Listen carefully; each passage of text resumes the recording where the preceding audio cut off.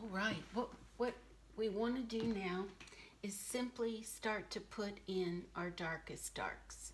So this is a little bit of green with the burnt umber and some crimson lake. It really comes out like a forest green.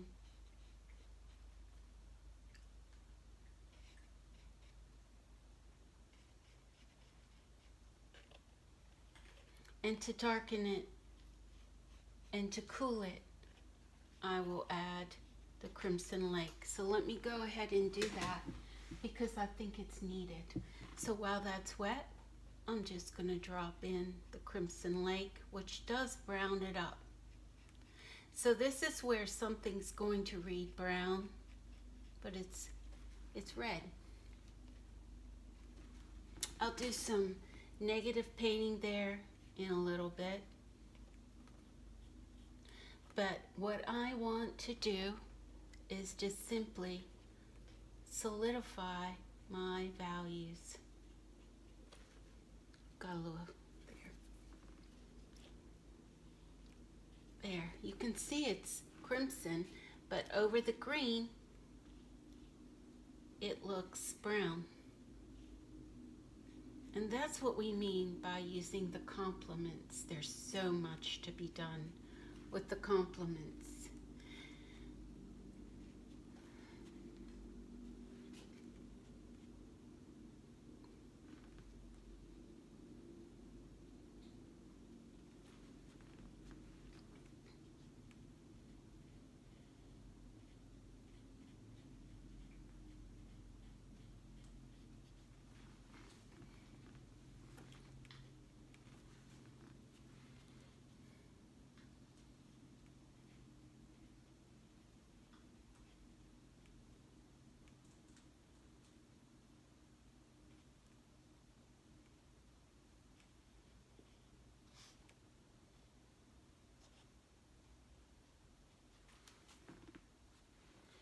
Okay, coming up here under the arm,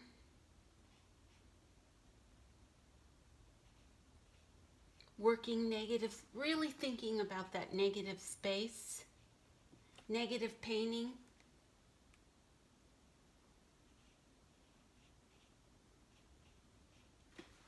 I'm starting to bring him forward. And I'm going to go over some of this. There, just kind of spotting it in.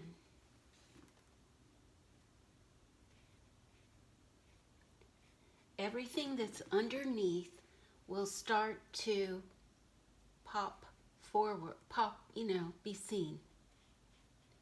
That's why I like to tell you that what is underneath in the watercolor, in the way of layers, is just as important, if not more important, than what's on top.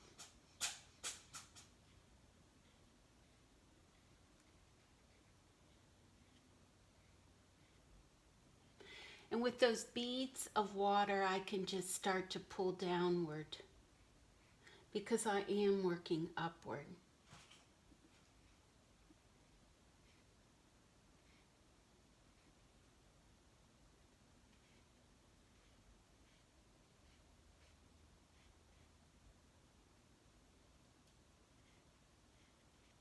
Okay, so I like what's happening over there. I'm starting to feel like it's a little darker. I've got a little bit of shadow happening.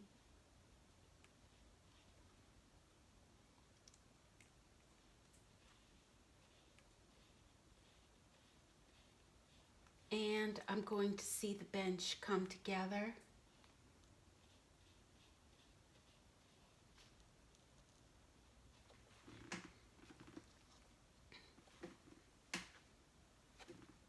Back to the crimson lake, a little bit of burnt umber. In my opinion, it really is a nice color combination. I enjoy using it. So, you know, I'm going to come down here and just work some of these, but I don't want to do that with you right now because you know how to do that. Those slats. What I want to show you is how we're going to connect this bench to the figure. So I'm using the burnt umber and the Crimson Lake to start with. I'm a little stronger on the burnt umber. And now I'm going to take this over to the figure and back. That's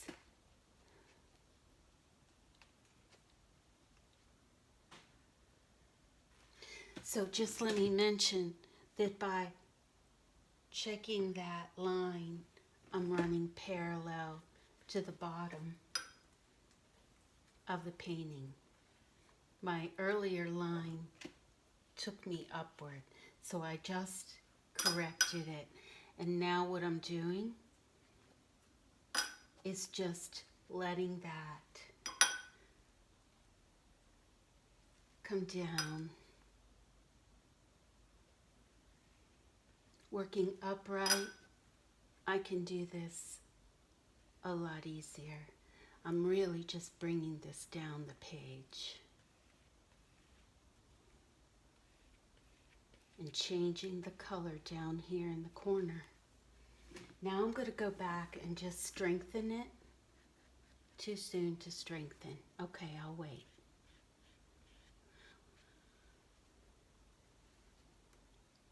This needs to get darker. See, if you're just thinking about the values, some of this can go rather quickly. So then my next question would be, what is darker, this or this? This is darker. And this.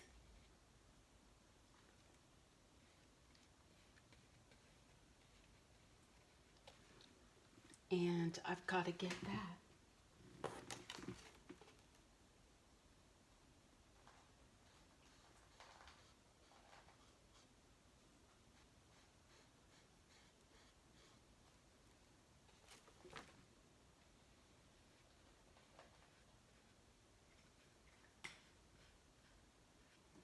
Okay, so I'm starting to see the bench. I'm going to wait for it to dry a little. I'm really happy with this up here. So let's look right here. These look like railroad ties. I'm not going to give too much.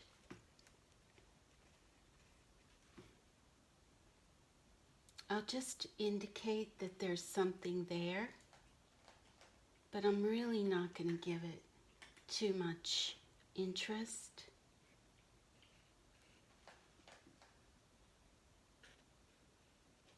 See, just putting that over top changes.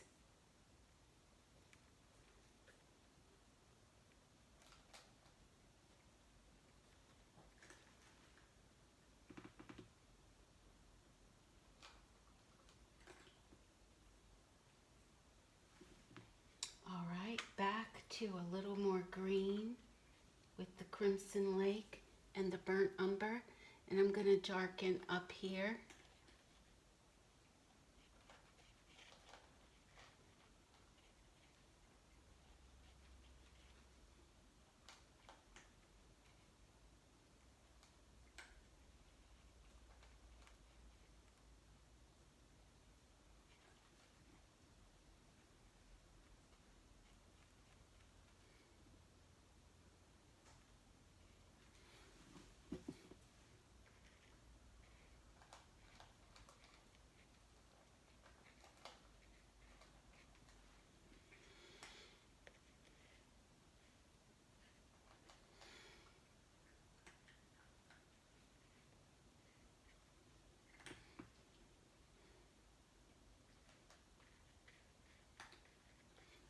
Okay, I'll come back and do a little more there. This is still a little wet, so I can deepen. And I think I'm just going to do a little more around his head up here, which will push the eye down. So some negative painting up here.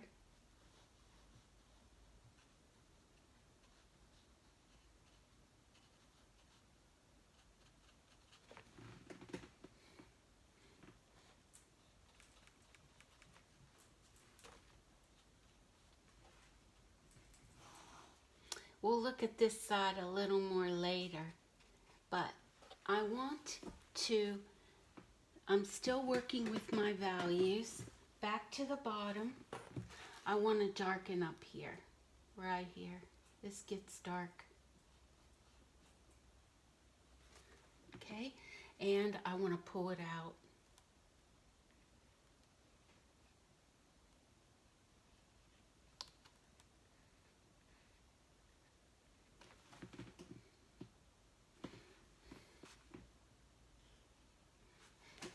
And I really want to darken it here.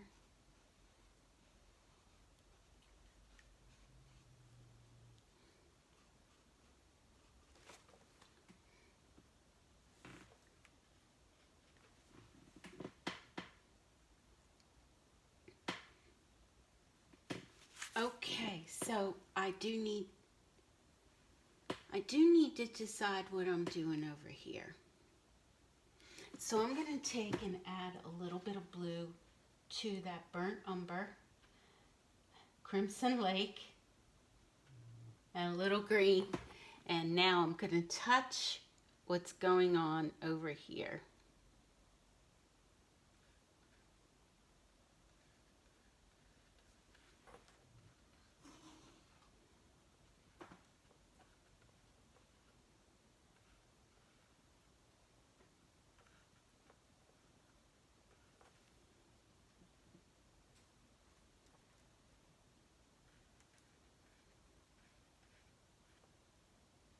And I'm starting to connect the two sides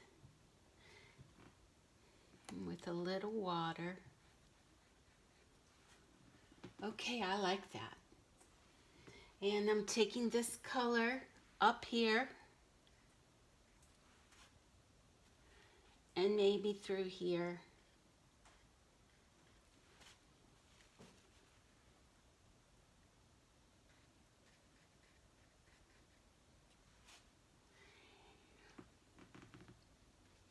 I'm going to reinforce it right here. And I'm going to do the same thing with the wet brush. I'm just going to touch it and let it soften.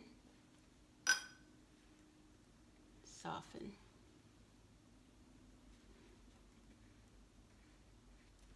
Soften.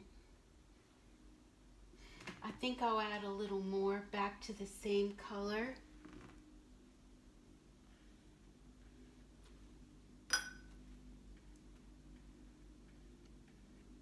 Working on connecting the two sides.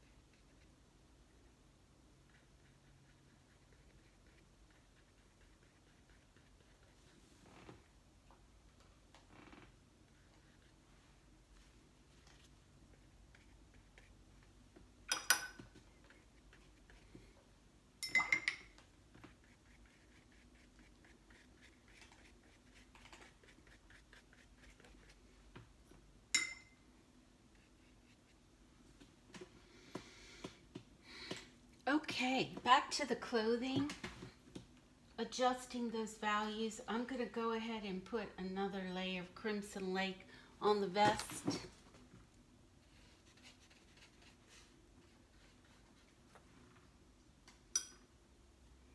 This time, just looking at where the shadows are.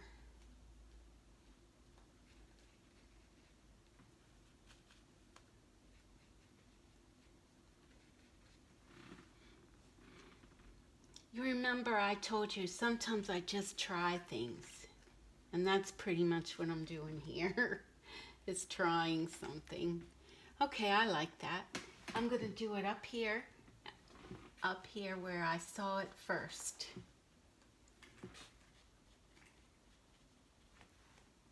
And on the other side, under the lapel. Okay, that just kind of changes a little bit. And you know, I can use that burnt umber on the belt. So I'm going to go ahead and do that too. A little bit of burnt umber into the Crimson Lake, but pushing toward the burnt umber. And I'm doing the belt. We want to leave the loops the blue jean color. I'm coming to a close here because everything's wet and I'm going to need to stop. But here's the belt.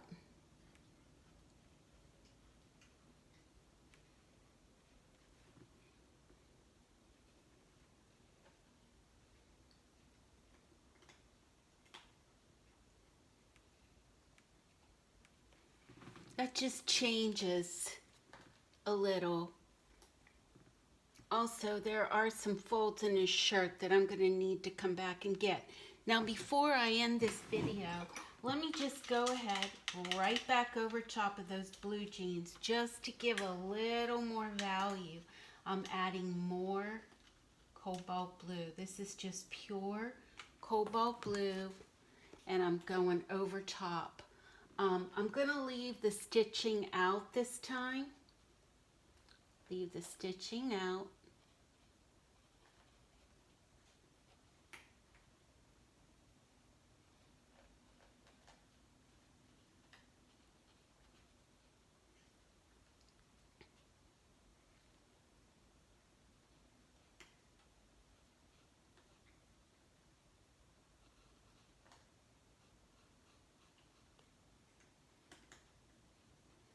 There. And I'm going to let that color run all the way down.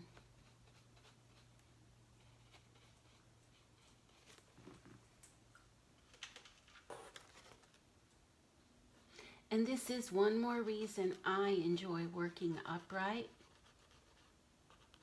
is all this runs downward and I don't have to work so hard to get things smooth. Later, I'll come back in and do the shoes and the bottom of his jeans, which are rather dark. But this will dry as it does, 20% lighter.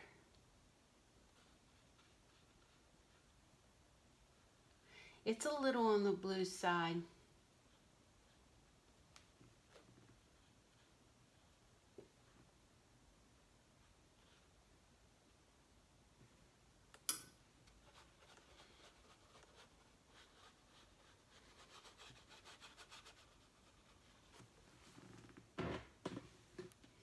But I'm starting to feel the fabric.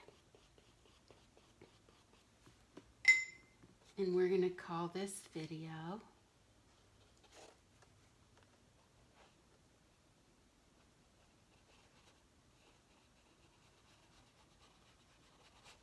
over.